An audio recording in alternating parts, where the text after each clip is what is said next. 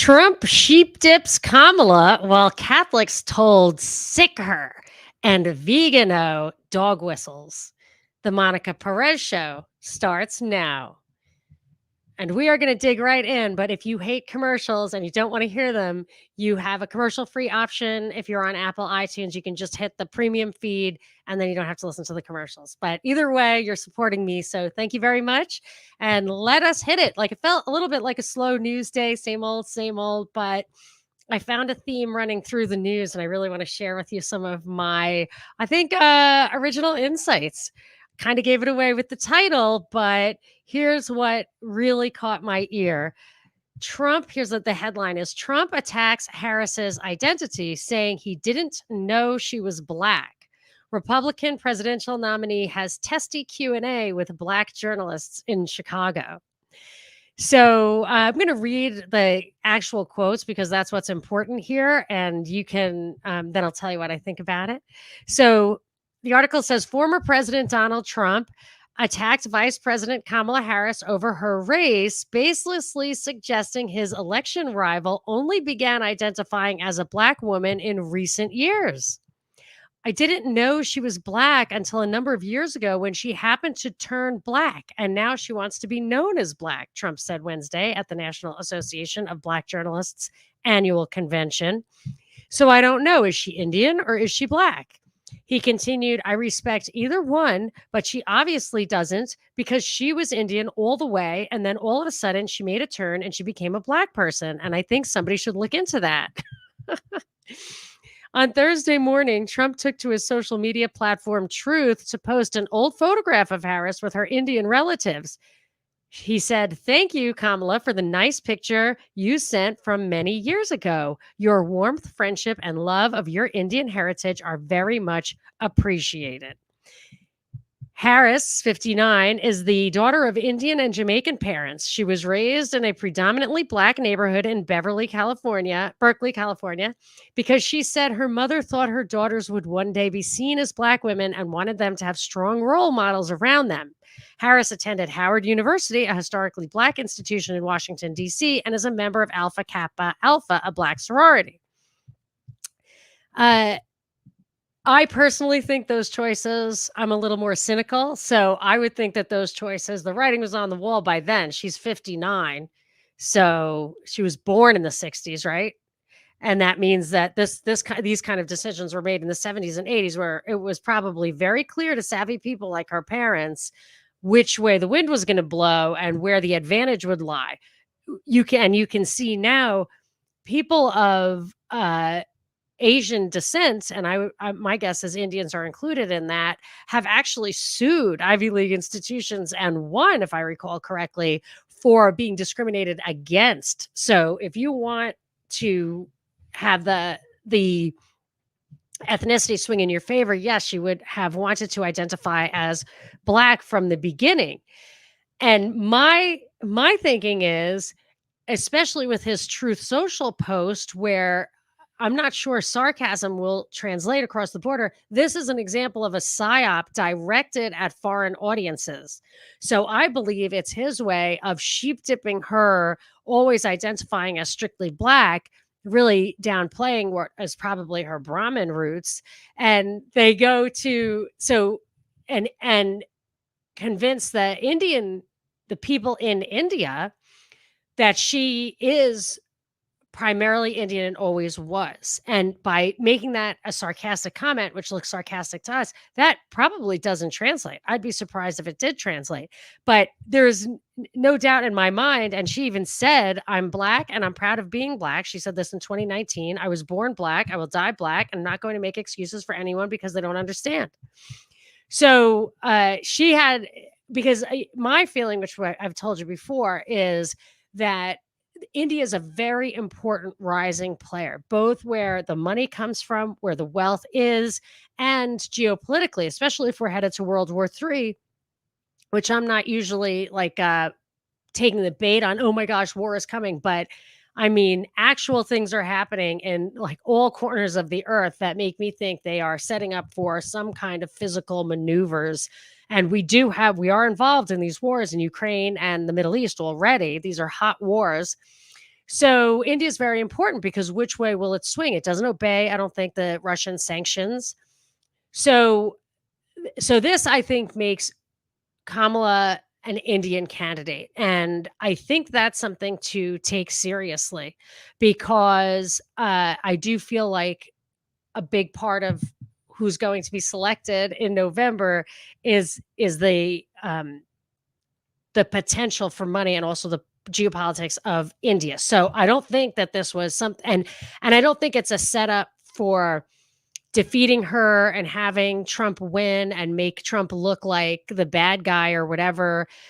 I think that some of these things, I think when they decide, like the selection, which is, I think, have nothing to do with our votes, or maybe it does have something to do with our votes. My point being, they pick two people who are equally acceptable to them. That's straight out of Tragedy and Hope. And they may wait till the end to decide who is actually going to be more effective for what they want, whether what they want is unification or division or India or tech. I don't know, but this to me sets her up as a more viable candidate for the powers that be. So I think that was interesting. I thought a weird question. The tone of the Q&A, so this is back to the Black Journalists Association interview of Trump.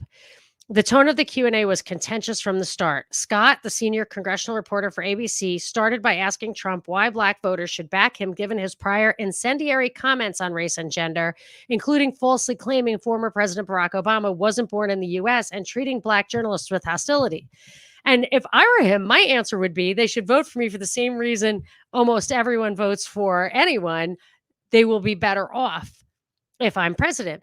I'm not saying that they would be. I'm just saying that's the answer. This other stuff, the name calling, the butthurt, like that's not what matters to voters, it seems to me. But I also feel like the executive shouldn't be making policy anyway. So the limits of his ability for his racism, the alleged racism to have an impact would simply be him executing, it's the executive branch, the laws with prejudice. He should have no policy ability whatsoever.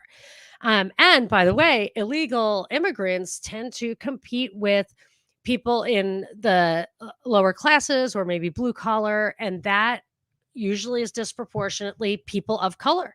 So he could say that too. I actually don't know what his answer was. I did not see that in the article, so I don't know, but there's a couple of answers for him for next time. But anyway, I think he's doing her a huge favor by saying that she was always Indian first. That's an argument she would not be able to make for herself for a variety of reasons. One, it's probably not true as far as her public persona, and B, like, then she would have to insult her Black constituents, which she doesn't want to do. She already pissed her father off by acting like Jamaicans are all high all the time. Because he was a professor, and he was just like, why? Why are you pandering? But look what it got her. Yeah, but it makes me wonder if she has a chance to be installed. I also feel like there's a very good chance that that just as a matter of historical significance, Biden will step down before no matter who wins. Well, I mean, if it's Kamala, he wouldn't have to. But if Trump were to win, then maybe Biden would step down November 15th or even January 15th and just make it so that Kamala could be the first Black Indian woman president, or Indian woman president, or woman president. So he could make history that way. And that would go to my thinking that he will be the victim god, rewritten. Okay. Well, the DNC, the Democrat National Convention, which I always think is funny because the DNC is actually shorthand for an abortion. If you look it up, DNC, it's not funny, but it's ironic. That starts August 19th. So Kamala is the presumptive nominee, but I do not think that it's been confirmed yet. So I think that'll be interesting. Newsom, I do not believe could be her VP without jumping through a lot of hoops because they're both from California and you can't have the president and the vice president from the same state. All right. So as we continue to look into what to expect during the election year, another thing caught my ear, which was Trump, just randomly on Fox headlines, I heard him praising a Catholic organization, catholicvotes.org, I think. The headline is Trump applauds Catholic group's multi-million dollar anti-Harris campaign appealing to church faithful. Trump has acutely targeted Catholics and religious Jews in his 2024 presidential campaign. So he is praising this multi-million dollar campaign that is targeting Harris in heavily Catholic swing states. And for me, that reminded me. So if you're going to be anti-Harris, not pro-Trump, that's a negative thing. So that brings out attack, right? That's what it made me think. Attack, attack, attack. Then I was reminded of that FBI memo from January of 2023, where they were saying that I read a little bit of this memo before. I'll read just the first paragraph. FBI Richmond, Virginia, assesses the increasingly observed interest of racially or ethnically motivated violent extremists, RMVEs, in radical traditionalist Catholic RTC ideology, and that it almost certainly presents opportunities for threat mitigation through the exploration of new avenues for tripwire and source development. So they're buzzwords there I'm going to address in a sec. FBI Richmond makes this assessment with high confidence based on FBI investigations, blah, blah, blah. So what they're saying is they see radical race, ethnic motivated people gravitating towards what they call rad trad cats, like radical traditional Catholics, which I don't know what that means. I guess they mean traditional. I think they mean like pre-Vatican II people. I don't know. So, but when they say things like tripwire and source development and threat mitigation, a tripwire is something that they set up so that if it gets tripped, it causes a reaction. Threat mitigation is something that they have said is how they can put something in place that will, it's a threat mitigation. So they take an action that dissipates or transfers a threat to something less bad, and that's how they justify things like false flags. And then source development, to me, they're saying like, we'll find people inside these organizations who will like rat on their fellows for being bad. What I think they do, and I have some, I think I told you about this, a priest I knew when I lived in Atlanta said that he noticed like a weird new parishioner and kind of tried to bait him into something, which he did not take the bait. But I think they implant people and those people are looking around for patsies. And that's what the source development is. And the threat mitigation is false flags that they'll say, well, if we didn't do this, that thing would have gotten out of control. So yeah, a few people died or, whatever, but it could have gotten way worse. And so I feel like this is their way of saying they're going to make a false flag in one of these places. They highlight the Pius X organization. They actually name the churches that are Pius X churches in their area: Immaculate Heart of Mary, Our Lady of Fatima, St. Thomas Aquinas, that's in Richmond.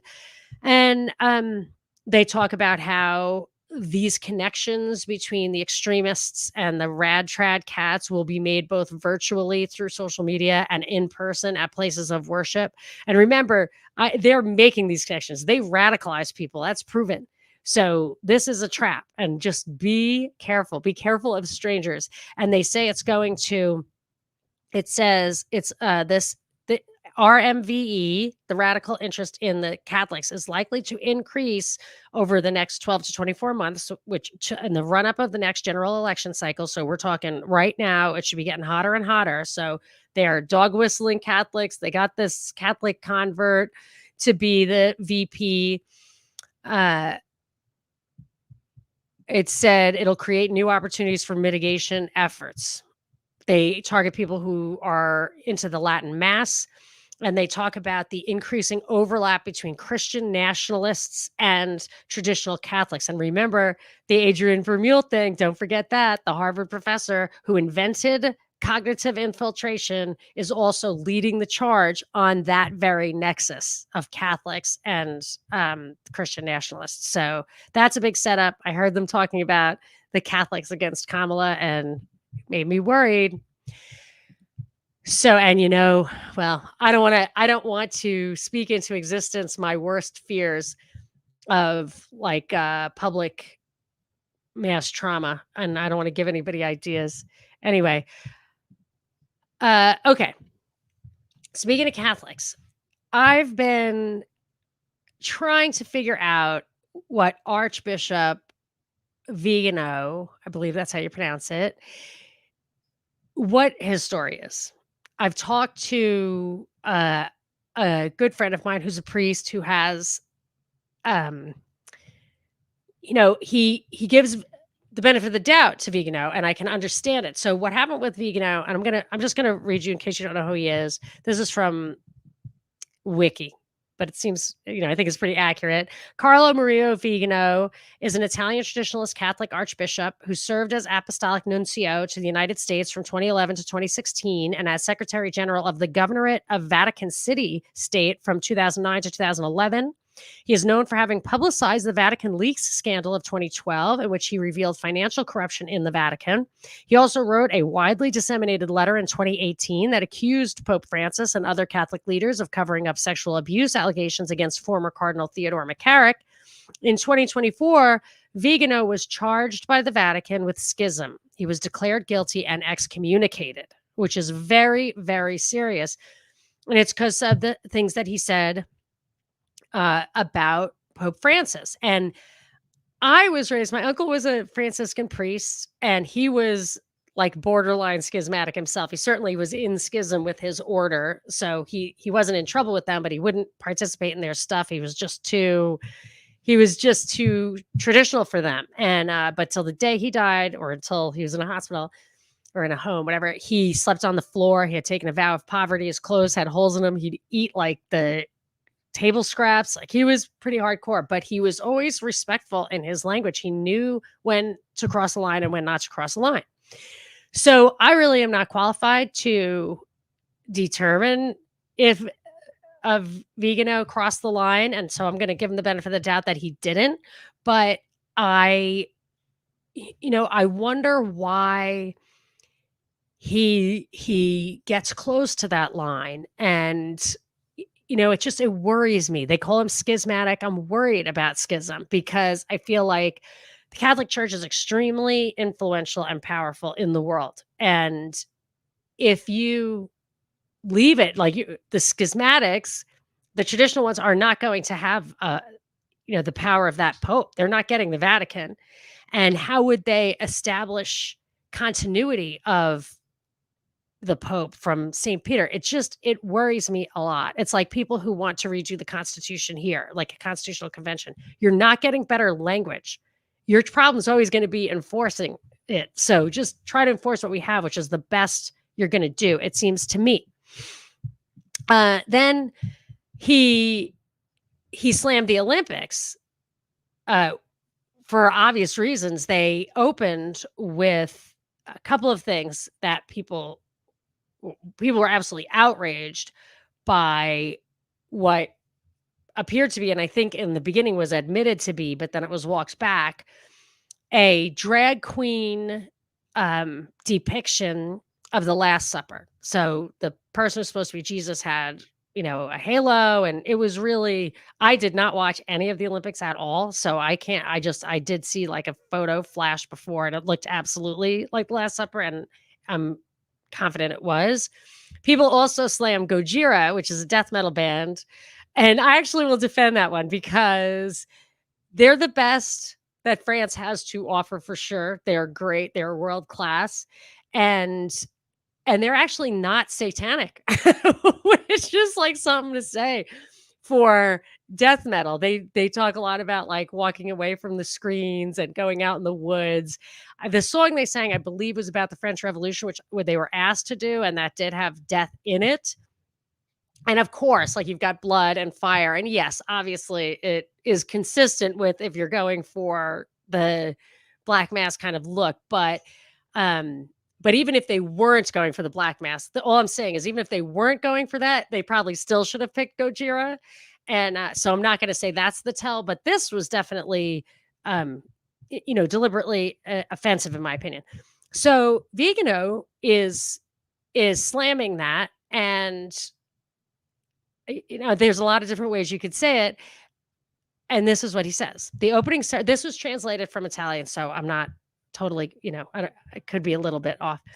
The opening ceremonies of the Olympic Games have scandal, not only because of the arrogant display of the ugly and the obscene, but because of the infernal subversion of good and evil, the insane claim to be able to blaspheme and desecrate everything, even what is most sacred. The Last Supper is the most sacred thing. I think, basically, it's the foundation for the Eucharist, which is the body and blood of Christ to Catholics, and that was a Catholic country. They have to understand that, how offensive it is. They know that.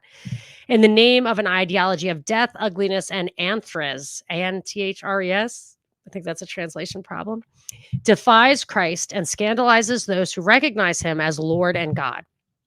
It is no coincidence that the one sponsoring this carnival is an emissary of the World Economic Forum, Emmanuel Macron, who passes off a transvestite as his own wife with impunity, just as Barack Obama is accompanied by a muscular man in a wig. Those comments absolutely muddy the water of his completely legitimate gripe against that depiction of the Last Supper. And if he has evidence of that stuff, I mean, those are really wild statements that if he has evidence of it, he might have to present it or not say it. But it seems to me, I'm not criticizing him for saying it. I'm trying to figure out why do that? And it seems like dog whistling to the conspiracy crowd. I mean, that is such a hot thing. Michelle Obama is Mike. I don't believe that because I look at the pictures of the Obamas and their two daughters, and they look alike to me. One looks like Barack and one looks like Michelle. I mean, I don't like them. I don't agree with their politics. I used to call Obama out on his unconstitutional behavior and viewpoints like for years straight on the radio, but those look like their daughters to me. And if they're not, I don't see how it's really relevant. Even the World Economic Forum thing, that is, we all like, oh, WEF this, WEF that. I do it. I was like one of the first people to do. I remember discovering the fourth industrial revolution, like in February 2020, thinking, what the hell? What's the Great Reset? As soon as they started.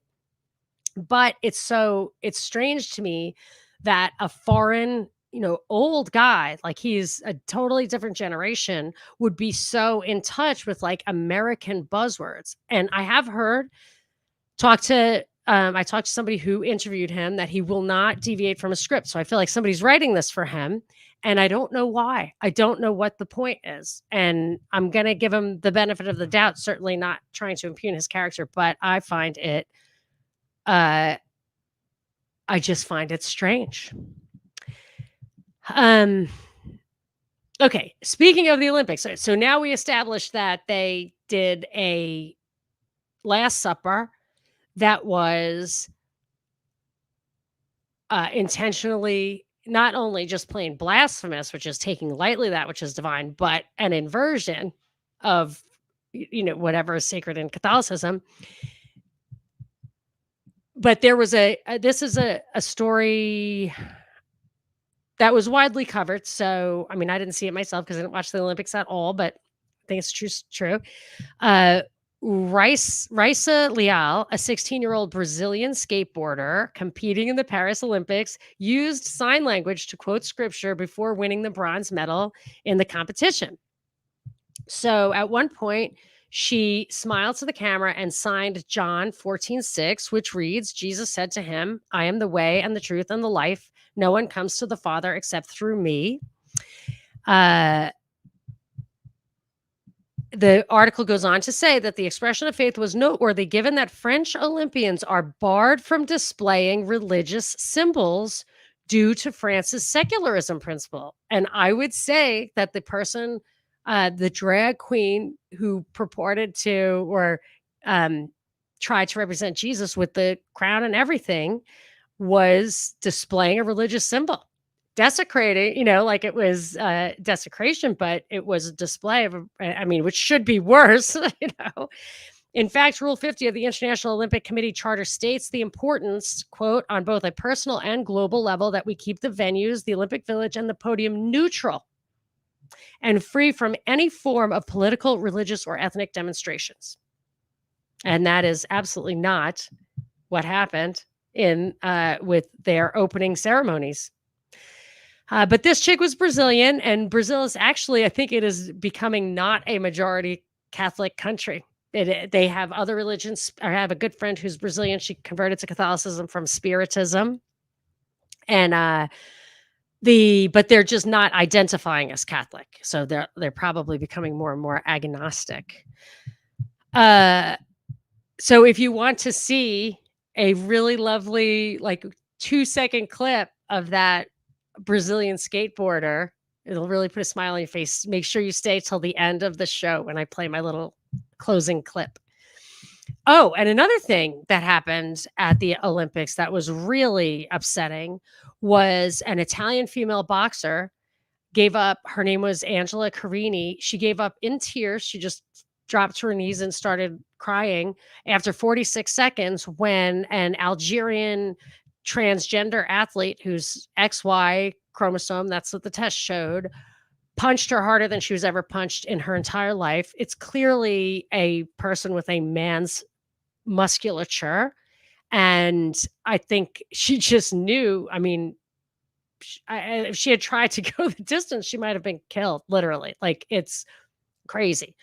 So the Boxing Association used to be a part of the Olympic thing, but they were involved in some scandal. So the Olympics themselves were the ones who made this determination. And it just, I mean, you can't pretend like that person did not have a male musculature in a, would have really hurt that woman. Like, that's not what women's boxing has, grown up to be. Like, you can't just insert this thing into that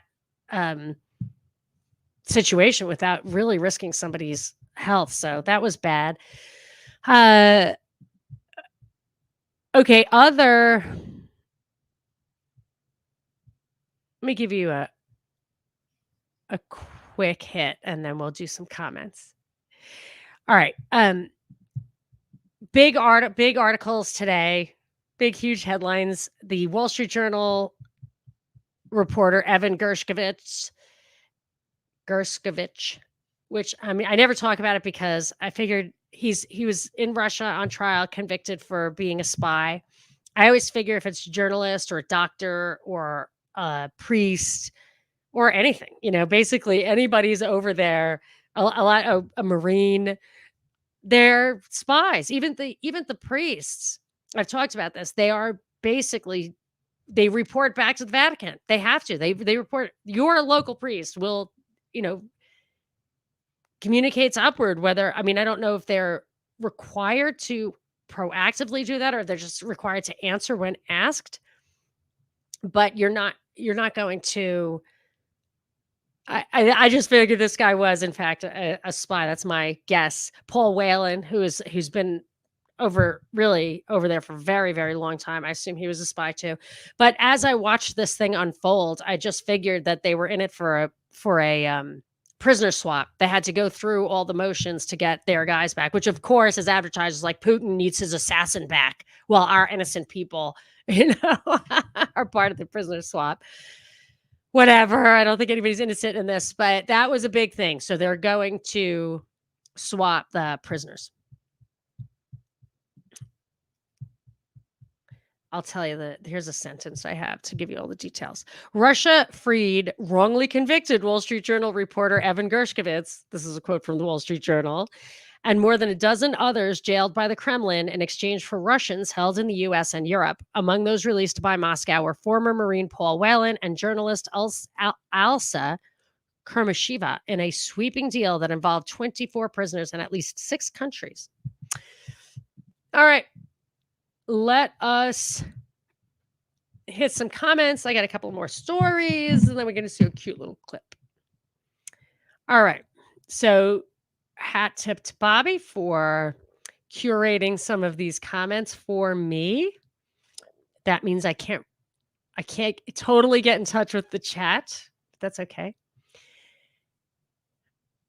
Angus says, Trump is all about name calling. Neither one of these two are running on their record or qualifications. Hold that thought, Angus, because right after I finish the comments, I'm going to talk about name calling. Jack says, it's crazy that we're talking about Kamala having a chance after only a few weeks.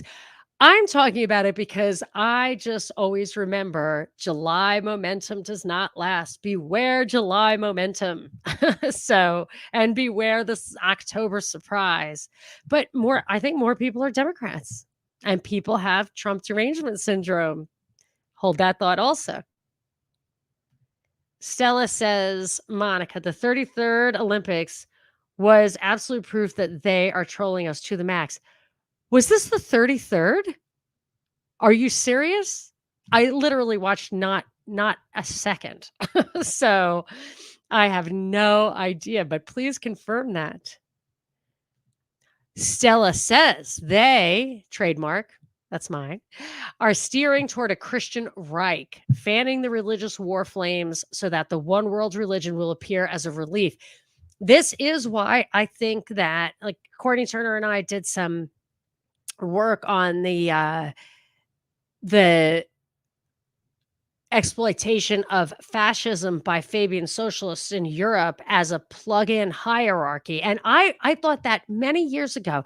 I recognized the 20th century dialectic as like communism versus fascism, or collectivism versus capitalism, or, that kind of thing. And then you get just the nexus, the synthesis with social democracy. And I just really couldn't figure it out. I knew that the clash of civilizations was at the heart of the 21st century dialectic, and that is the West versus Islam, I believe, is how it's like Samuel Huntington or Bernard Lewis. I can't remember. I mean, it's all those people, if I'm not mistaken. And I just couldn't figure, like, what is the synthesis of that? And now maybe it looks obvious, but I just thought, well, the only thing it could possibly really be, because they're secularists, they're not looking for God, is that hierarchical structure, that like Sharia law, the ability to enforce a top-down morality, which will divorce you from your liberty to follow your own conscience. I mean, the rules of Judaism, Islam, Catholicism, general Christianity, agnosticism, Hindu, like there are moral nuances that we can live together practicing. But once you start making these things law, like wearing a mask, a face covering, like I don't want to do that. I object to that from a health point of view. But some religions require that, and then our government required it of us. So you can see how a nexus of that would be helpful towards totalitarianism. And I feel like here they may be using Catholicism for that because it's highly hierarchical. And there have been what they're called confessional states. I think maybe the Philippines traditionally, I don't know for sure. Spain definitely had that going under Franco, if I'm, just memory serves.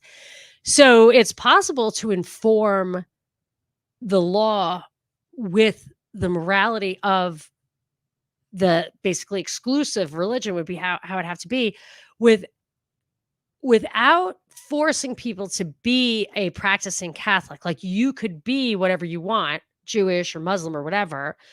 And I think the way it works is you would not be able to proselytize your religion, and you would not be able to do something like have an abortion. You could not, or have human sacrifice. You could not do that. So I feel like when I hear politicians converting to Catholicism, that it's a backdoor to that kind of thing. I have heard of CIA people converting to Islam. Like, isn't that the thing of John Brennan? I'm not saying it's true or not, but there's definitely a rumor that, like, for ritualistic purposes or for whatever, to be allowed in certain places, maybe Judaism is the same thing. You've seen the ritual, was it the Abrahamic Accords or whatever, where Trump was there. I think the Pope Francis has engaged in Jewish ceremonies, which is against the Catholic Church. You're not allowed. I've had a confession. They've asked me, Have you ever participated in a religious ceremony that wasn't Catholic and you considered it or acknowledged it to be a valid religious ceremony? You're not allowed to do that. So anyway, it doesn't work for it does not work. It will not work in this country. We're not even a majority Catholic country, much less a historically Catholic country or exclusively Catholic country. It's totally a setup, but I just think that's why, because it's that hierarchical structure. James says it's for demoralization purposes. So let's go to the name calling, and it's my probably least favorite most suspicious Catholic convert, which is JD Vance. I'm convinced he was recruited into the CIA when he showed up at the Marines one day, because it was only after that he wrote his book and got into Yale Law School and became a Catholic and married an Indian chick and just, hooks up with Teal. All of the stuff that's fishy happened, if I'm not mistaken. I mean, well, I should say this. I am not aware of anything before he was in the Marines that I consider to be fishy, and tons of stuff after. So I can only assume or presume. All right. So yesterday I noticed somebody call Vance weird and highlight that Vance was being called weird. And then Stella messaged me, they trademark are hijacking the word weird. And I thought that was funny because I had just heard it. Is that like the Bader-Meinhof effect or whatever? And here's the headline. Harris and Democrats keep calling Trump and Vance weird. Here's why. The little subtitle is Democrats are applying the label with gusto in interviews and online, notably to Vance's comments on abortion and his previous suggestion that political leaders who didn't have biological children don't really have a direct stake in the country. I don't know if he says anything particularly weird about abortion. Is he just against it? I mean, that's not weird. I actually looked up the definition of weird, and it said of strange or extraordinary character. Being against abortion is not strange or out of the ordinary. Odd or fantastic. And this one kept coming up very prominently. Sometimes it was even above that first definition, of or relating to or caused by witchcraft or the supernatural, magical, weirdness.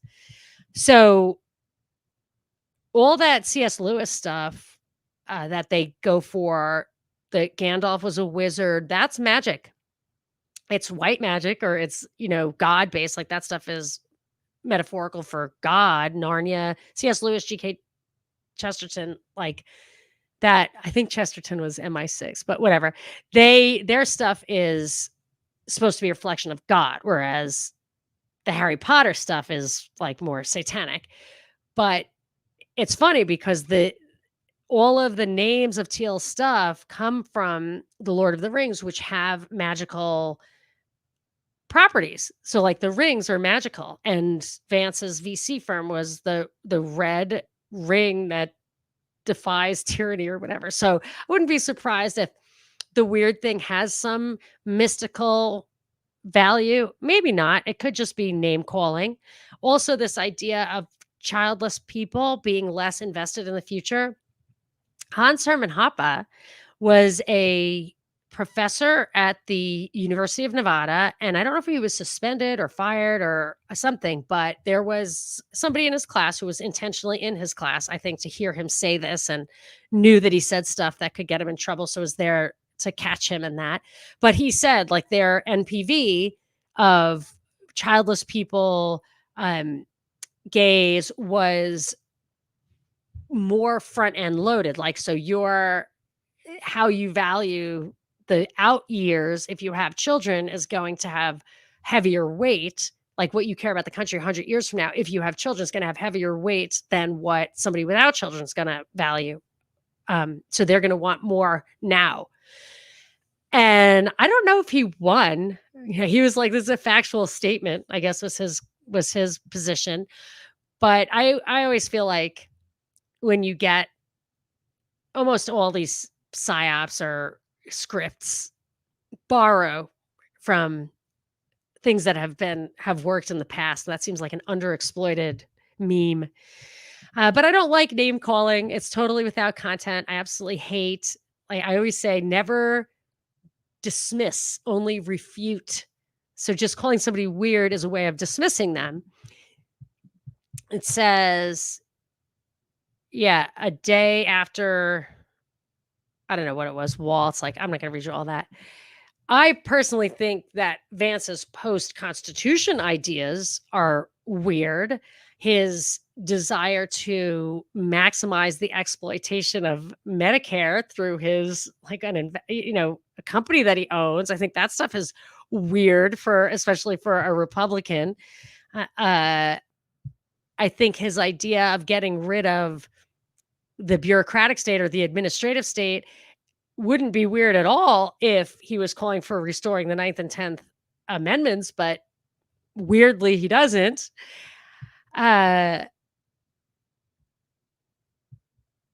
Two of Harris's allies, there's a whole bunch of examples. Two of Harris's allies, Senators Brian Schatz of Hawaii and Chris Murphy of Connecticut. Just hearing the word Hawaii makes me just long to go sit on a beach and have a Mai Tai. Like, does that happen to you? Like, see a cup of coffee and you're like, oh, can't wait to get up tomorrow. My father used to say you'd see a pillow. Be watching TV and you'd see somebody put their head on a pillow and he just had to resist the urge to run upstairs and go to bed. I just see the word Hawaii. Anyway, they posted a video on X calling Vance's past comments about limiting the political power of childless Americans a super weird idea. Yeah, it is. I mean, but as far as the of Vance, I mean, we will know him by his fruits, so to speak. I also think that this might be a turnabout. Someone might have mentioned this in the stuff I was reading. It might be a turnabout, to weaponize that in a turnabout the way. So back in the day, I remember when Republicans weren't red and Democrats blue. If it was after CNN was created and CNN, they did so Fox or whoever, mainstream, they would make the Republicans blue and the Democrats red. I mean, I assume because red is communist and Democrats were socialists, which were pinkos, as my dad would say. But CNN didn't want to do that. So they made the Republicans red. And then I remember one year, Fox made it red. Everybody made it red. The Republicans should not be red. I mean, I don't care about them, but that didn't make sense. It was just a way of flipping the script, or getting ahead of that. And I feel like this might be that because I recall, I think it was the Mitt Romney year where they shut out Ron Paul people. It was terrible what they did. They marginalized the electors. They pressured people to change their vote to Romney. It was terrible. But I remember that year seeing, as the Democrat convention the camera panned the audience, people looking absolutely crazy, shirtless with painted stuff and suspenders and giant hats. These are the Democrats. And they panned the Republicans, and every single woman was wearing a twin set, a red, white, and blue twin set. And, everyone was just sitting there calmly. I mean, the Democrats looked weird. And now, I mean, with Trump, they're definitely, the audience is a little more colorful, but if anyone were going to be considered weird, it would have been the Democrats. And then another article, which also cited this weird thing, was in the Journal today, which was called Vance Derangement Syndrome. People are just crazed by Vance, but Vance's associations are super sus. His ideology doesn't make sense on the face of it unless you know what they're really after, which I would think, I mean, I don't know if they're really after it, but what's underneath there, maybe it's an Easter egg for Democrats to find and turn against Trump. I don't know what it's for, but when you dig into that kind of accelerationist, techie from the right thing, it's weird. I mean, I don't want to call it weird, but it is. And it's worrying is what it is, because it's either meant to destroy the right and further divorce it from the kind of Ron Paul, laissez-faire, classical liberal or traditional conservative, maybe, dedication to the Constitution, the Bill of Rights, but an openness to loved Lysander Spooner, who called out the Constitution for not doing what it was promised to do, and all of that. So these guys are just moving further and further away from that, even past like what I saw as a setup on bringing like that European right here. This is just beyond that. And oh, and the idea of subsidizing the like child child's rearing, having bigger families. Miri AF, she's pretty good. She pointed out that you're probably just going to foster the people who are having more children already, which, so I looked it up and she did point this out, but I looked it up for us because she's in Europe. I'm going to see if I can show you some charts. It's basically promoting, let's see what we have here.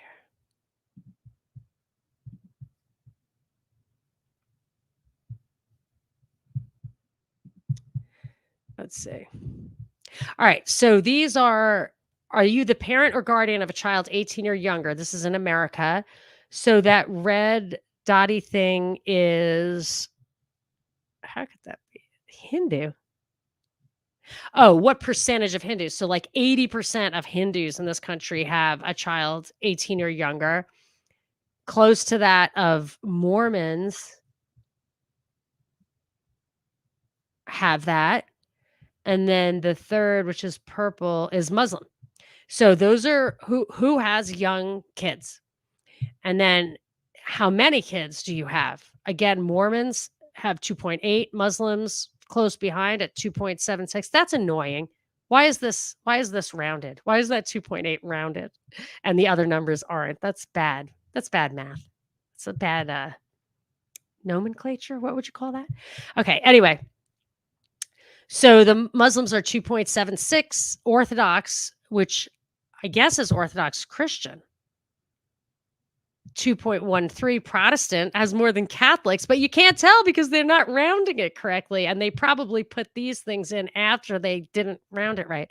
Forget it. But in any case, the only you can see that this is what you're subsidizing. You're not subsidizing Catholics necessarily. Anyway, I don't know if that even matters, but I just thought it was an interesting point that Miri made and thought it was valid. And can I tell one little story about one last thing? Let me give you one last thing. There's an article in the Wall Street Journal front page about congressional congressmen and maybe even their staffers having the right to smoke cigars in some of their offices, their little breakout rooms or whatever. And there's a little bit of pushback.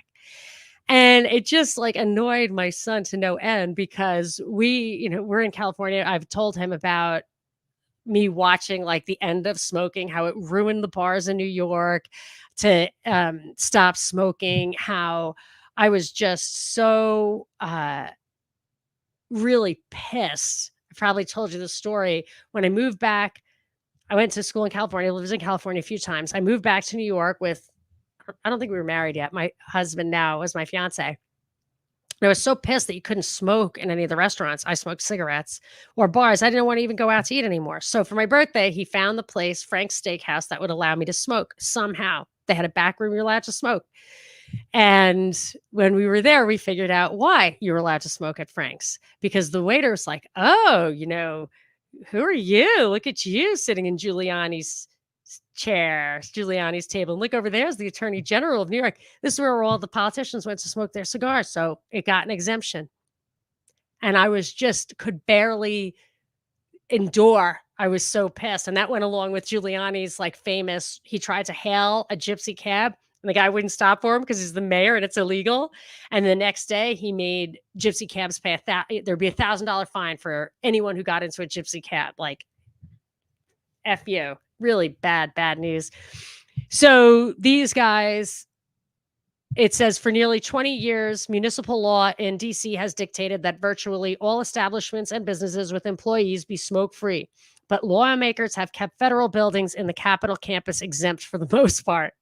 And there's like a $50 million a year CDC campaign, or at least that's what it was when it was established in 2012, nationwide campaign against smoking. And these guys get to do whatever they want. And I'll tell you something else. Uh, it's very sexist. I don't care about sexism, but in that kind of situation where it's elected politicians, if you're going to shut out from the decision, because it talks about in the article, this is where our best thinking and talking and decisions get made and all of that. And I mean, women just do not smoke cigars as much as men. And as a matter of fact, when this quote cigar caucus got formed, it was 90% men, 100% Republican. And the women probably just smoke cigars to be able to go and hang out. It's just more of a male thing. And actually, one time when I was an intern at a law firm, they had a party, like a top of the world kind of party, like I think it was at the top of the MetLife building.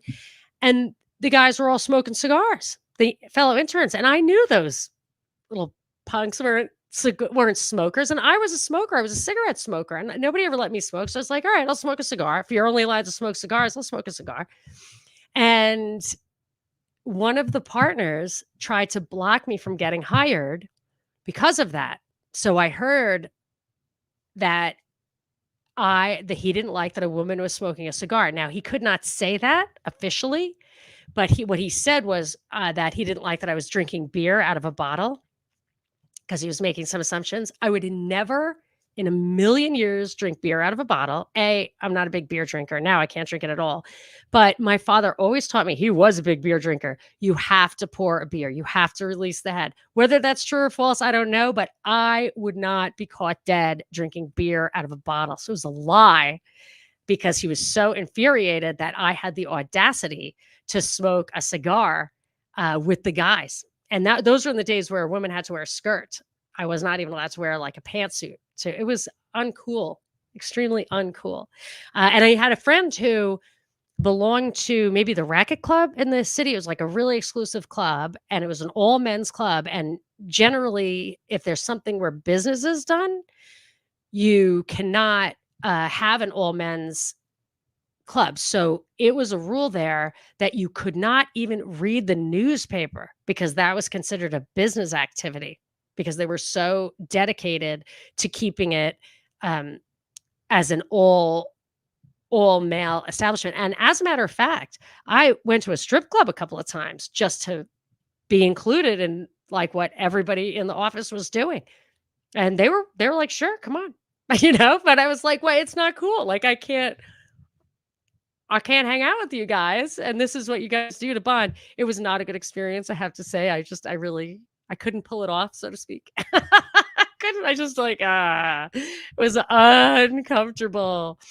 Anyway, so I don't care about that. I'm not a big one to cry sexism, and I'm not even one to cry hypocrisy, but I will call bullshit on this whole thing. So there's that. But one thing that's going to make you really put a smile on your face is this little picture of Raisa Leal, the Brazilian bronze medalist who sign languaged a passage from the Bible when she was told that the Olympics was strictly for secularism. Anyway, so enjoy this, my friends, and thank you for coming. And until next time, this is Monica Perez.